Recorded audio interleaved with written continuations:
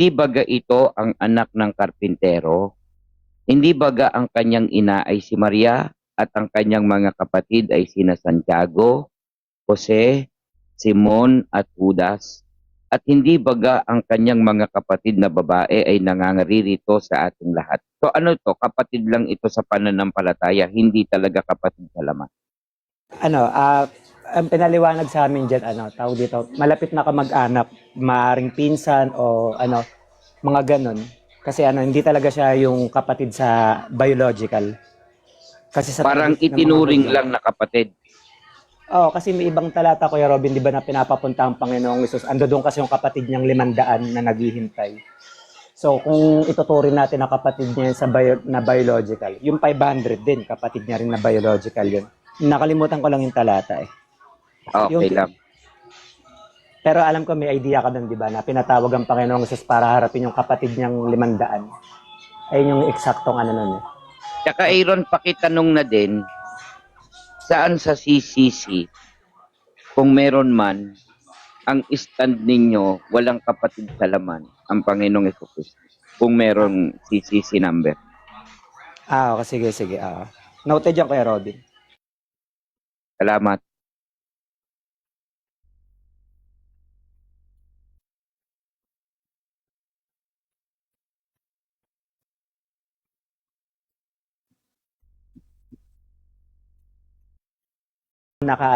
Yung una muna, yung una. Or? Hinahanap daw ako ni viewerista.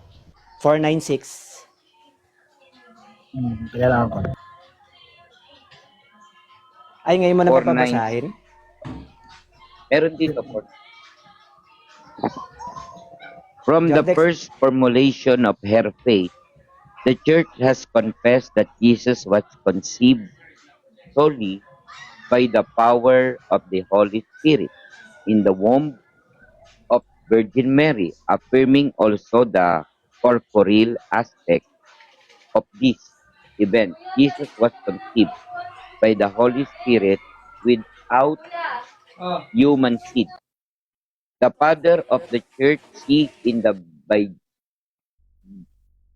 virginal conception the sign that it truly was the Son of God who came in humanity like our own. Thus, Saint Ignatius of Antioch in the beginning of the 2nd century say, ito yung sabi ni Saint Ignatius, quote and quote, you are firmly convinced. Ay, sorry. 496 to. Ituloy yan hanggang 499. Pag-aralan ko na lang, kuya. Basta binigay mo, 496, 499. Tsaka Bagay, hanggang dun sa 499, may nakalagay dito, Mary, ever virgin. Tas andyan yung paliwanag. Anayin ko na lang, bro. Pag-aralan ko Sige. mabuti. Naku, pagalitan ako ni Uncle Jordex yan, Robin, sabihin, binigyan kita ng referensya pang sa Ay, si ako, Pan-debate? tinawag ko pa sa platform. Hindi. Ako, Dortex, tanong kasi kanina, pinag-uusapan lang kung si Cristo ba may kapatid sa laman. Uncle. Hindi. Kung si Cristo ay magiging kapatid si Jordex, ayoko na, ayawan na. Wala. Hindi ako tutol ako Wala talaga. wala sa sagot ko, magtanong pa kay Jordex ko talaga. Ang magkapatid Sabi na ko, Diyos. magkano, di ba si Jordan sa'yo nagtatanong? Ikaw naman.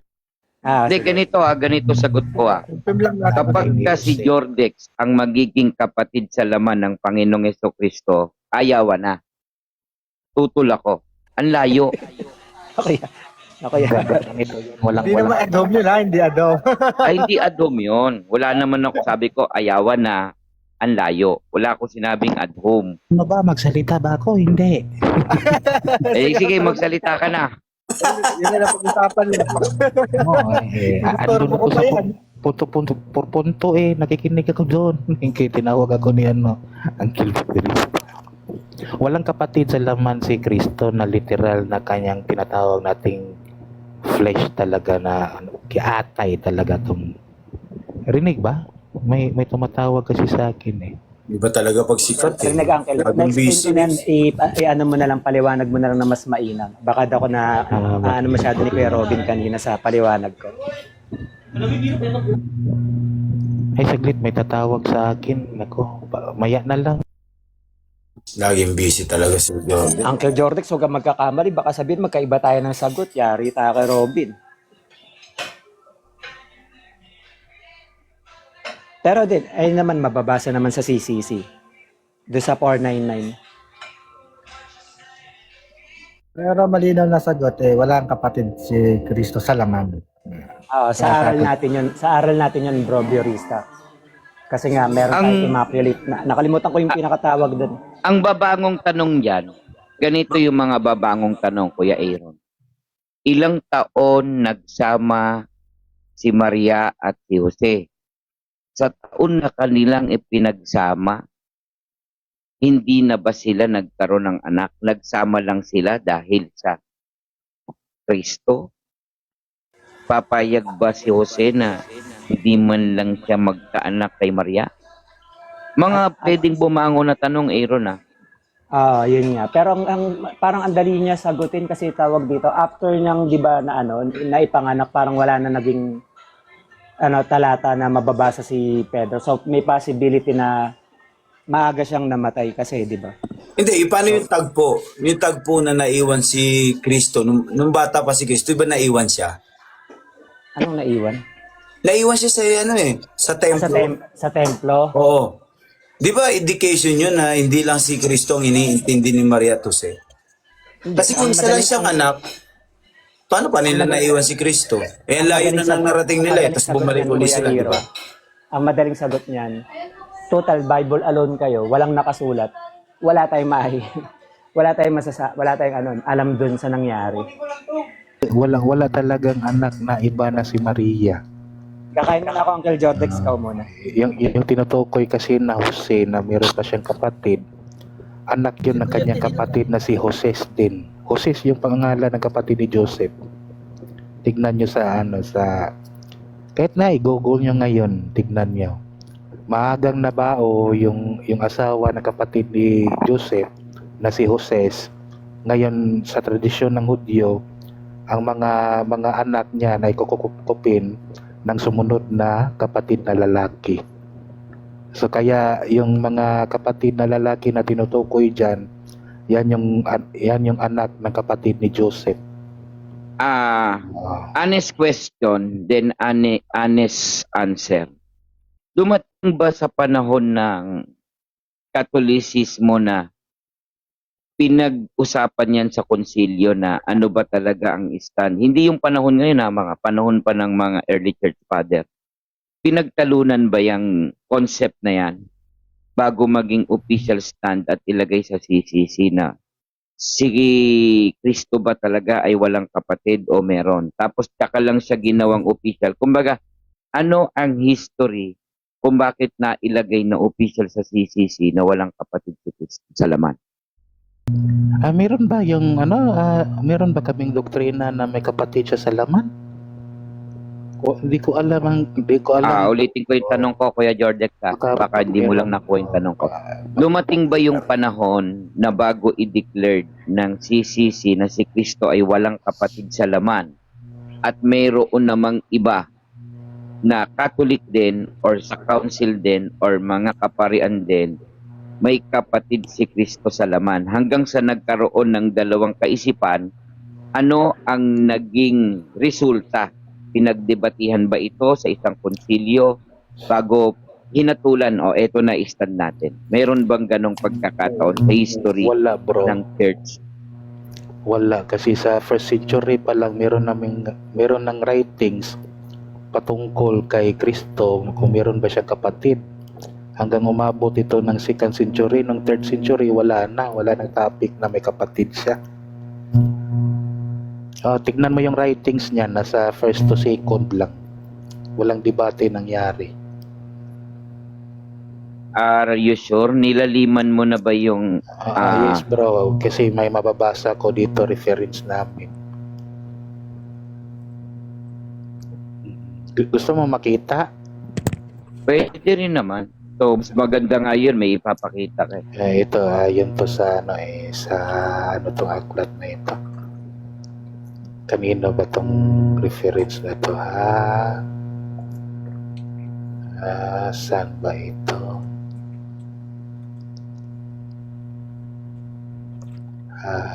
Tignan ko lang muna. Kung itama ba to yung nasa reference ko. Kasi hinahanap ko eh.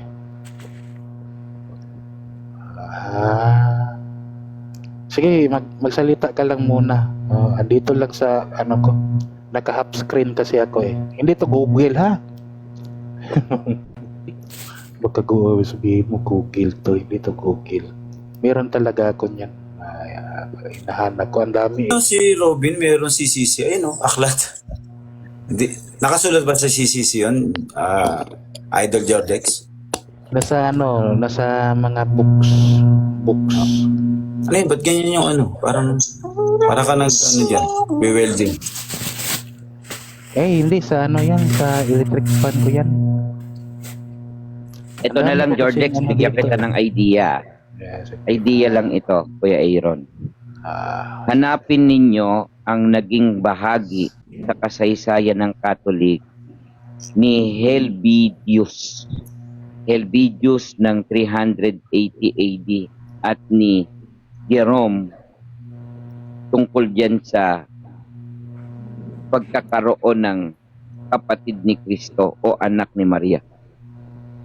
So yun lang, bigyan lang kita ng idea.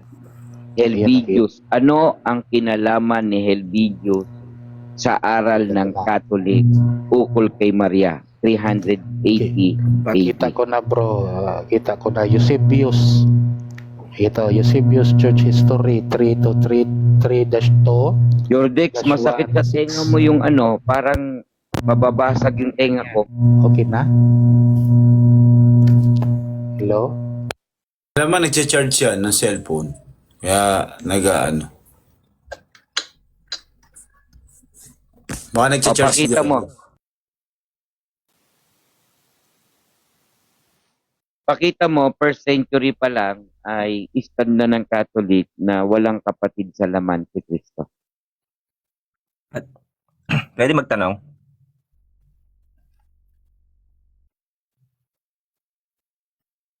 Sino ba tatanungin mo, kuya?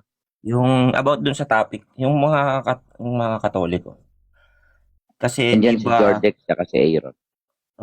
kasi di ba sabi nila yung tinawag na mga kapatid na babae is ni Kristo is kapatid lang sa pananampalataya. Tapos di ba nakalagay dun sa mga susunod na talata nakalagay na kinatitisuran siya. Kasi if kapatid siya sa pananampalataya, si Kristo yung kilala nilang Mesaya, Nagbabasa ako paano siya na hindi pala ako narinig. paano sila matitisod? Yun lang naman. Gusto ko lang Basahin ko na ba bro Robin? Ito Eusebius Church History 3-2-1-6. The same writer says that the other grandson of one of the son called brethren of the Savior named Judas. Ito yung nasa Judas, yung tinatawag na Judas dun sa sa mga kapatid daw ni Kristo. Survived to the same reign after they had given in the time of Domitian. I-search mo din kailan to si Domitian. The testimony already recorded of them in behalf of the faith. In Christ, he writes thus, they came before and presided over every church. Maputol kita, Jordex, saglit lang. To the Maputol Lord's kita. church to the Lord's family. Jordex, okay lang ba Ipakita? magbigay ka sa akin ng panahon na pwede niyong pag-usapan ng mga Catholic defender? Makikinig ako at mag-i-invite pa ako kahit isang oras. Yung paksa na history, kailan talaga nagsimulang naging doktrina na si Maria ay walang anak kundi si Kristo lang at walang kapatid si Kristo. Yung hindi yung ito nga, bro, babasahin yung ng binasa ganyan, ko, bro. talagang teka lang. Kasi Binasa ko ganito, nga, teka nga lang, hindi naman kita dinidebate. Ito lang. Alam ko may binabasa ka. Meron nga ako Iba pa rin yung parang isa kang present ng isang college ba na paniniwalaan ko yan dahil talagang merong sa libro na yan, ganito, ganyan. Kumbaga isang presentation ng kolehiyo ba na kailangan makapasa sa makagraduate sa isang debate. natin. Kung hindi mo pala alam kailan ito si Domitian, huwag ka na lang magtanong. Ay, hindi Meron naman naman ganun binabanggit, yan, Joseph. Time of Sige, Domitian. magkwento ka na. Time of Domitian, ni-record nga ni yung sulat ni Judas na binasa around sa time ni Domitian. So, ibig sabihin, around 1st century. Ay, nako, Ginoo ko. Yan, kasi interrupt ka, Robin, kaya hindi ka talaga nakikinig, bro. So, Hindi, ituloy bro, natin. nakikinig ako. Nakikinig ako, bro. Ang sa akin Hindi lang, na kasi reference para sa sa akin binasa at ko. sa mga nakikinig, yung sinasabi ni Jordex, legit ito. Kasi ito yung aklat, ito yung nakita kong aklat, ito sa pahina ganito, para lalo naming maipakita ninyo sa inyong Meron, bro. pagpapaliwanag. Binanggit ko nga, bro. Nagigets nyo ba ako mga nasa comment section? Writings of Eusebius Church History, chapter 3. Hindi ko ba yan binanggit kanina pa? Ay, naku, Ginoo ko. Ay, hindi ka talaga nakikinig, Robin. Ayan, siguro si Ate Marta na lang kasi Robin.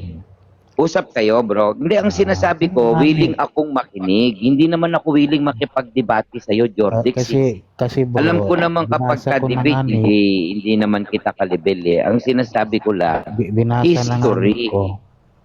Binasa ko na, bro. Oo nga, may binasa ka nga. Wala namang problema sa binasa mo eh. Halimbawa, si Prof. Manny, Ano ba, mag-debate na lang tayo. Patunayan mo na may kapatid si Cristo. Jordex kay Robin? Hindi, Ano na? Anong low class? Low class. Kaya wala ko kayong i-debunk. kwento lang ng kwento. Ang gusto ko sana, may PowerPoint presentation Bro, ipapakita si Jordi. Paano Yung tayo parang, magka-PowerPoint parang isang dito? kolehiyo, hindi yung parang Nasa nangulangot TikTok lang tapos tayo, biglang bro. nagpuro. Parang gano'n. Sige, ambush debate tayo ngayon, Robin. Patunayan mo, may kapatid si Cristo. Sige. Okay, Maglatag game ka, bro. start. Ready na yung timer sa moderator. Negatiba ko. Ngayong gabi po ay magkakaroon ng debate. Kuya, kakain ako. Umaatras po ako. Umaatras po ako sa hamon ni Jordex. Kakain po ako. Ako na lang ibababa ko yung Si Rabinos na lang. Sige, akyat magtagpo Rabinos. kami ni Jordex. Akyat Rabinos. Akala ko ba walang Ibababa ko sikohan, ng akala ko ba mga payapa lang. 10 milya pababa. Akala ko ba hindi ka level si Jordan? Oh, at least ay may lumaban na sa akin na taga-revealer. Sige. Ibababa ko nga ng isang 10 milya pababa para Meron libro. Nagpipertain doon sa may mga kapatid si Kristo. Dito sa yung isang Malinaw libro. kasi, bro. Share ko lang Jordex bro, Sige, Jordex. sige, bro. Sige. Ito sabi rito, the Panarion of Epiphanius of Salamis. Dito sabi rito, this early Christian text mentions names of Jesus' sisters, Mary and Salome, and suggests they were children of Joseph from the previous marriage. Dito naman sa Proto-Evangelium of James, an apocryphal gospel that contains traditions about the childhood of Mary and Jesus, and also refers to Jesus having brothers who are said to be sons of Joseph from prior marriage. So yung ibig sabihin, may mga anak pala si Jose. Sa mga libro na to, may anak si Jose na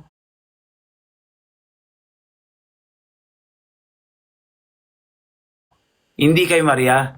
So kaya yung sinasabi kanina na Biurista na ibig sabihin, step father niya si Jose. Yun yata yung sinabanggit ni Biurista kanina. Kasi So may mga libro dito. So ibig sabihin si Jose, may mga naanakan pala, ganun? hindi. Na-explain ko na yan, bro, na sinabi ko na yung Joses na tinutukoy dyan, hindi yan si Joseph. Kasi ang kapatid ni Joseph, Joses ang pangalan. So yan yung anak ni Joses na kinupkop ni Joseph na tumayong ama ni Cristo. Meron ako reference dito. Yun sana yung babasahin ko. Kasi si Robin, panay So internet. ibig sabihin yung Jose na tinutukoy dito, kapatid ni Jose. Kapatid niya. Kapatid ni Jose. So ibig sabihin, mga pamangkin to. Mga pamangkin. Oh, kapatid ang tawag dyan kasi nga, yan yung tradition nila, bro. Yun Kahit nga, na pisan, bro. kapatid ni Cristo. So ganun lalabas. Okay. Ganito na aklat, bro. Pakibasa lang, bro. Makibasa, Eusebius, kailan niya si Eusebius at saka si Domitian. George, wag mo Eusebius kainin Church yung History. Oo. Ilayo mo konti.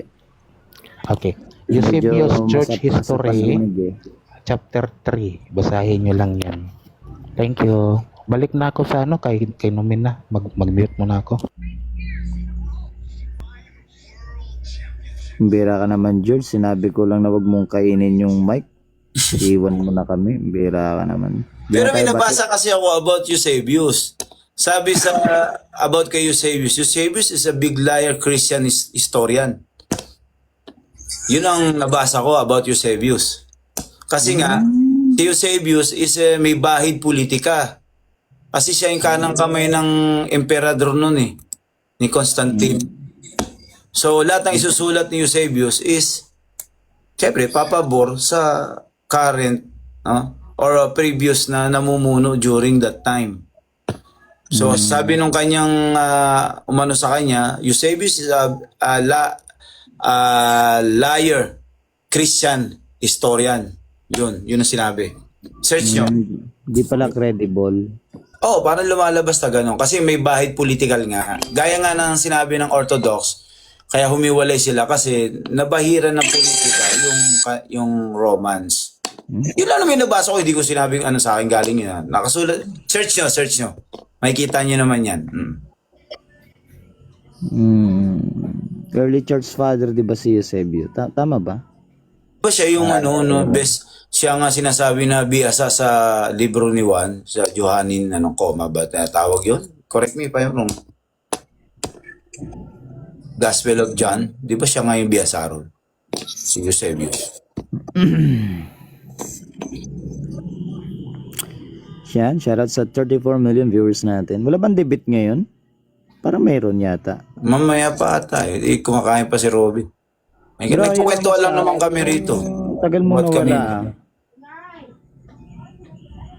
Dito lang ako dinadaran nga ako rito nila kung ano na binabato sa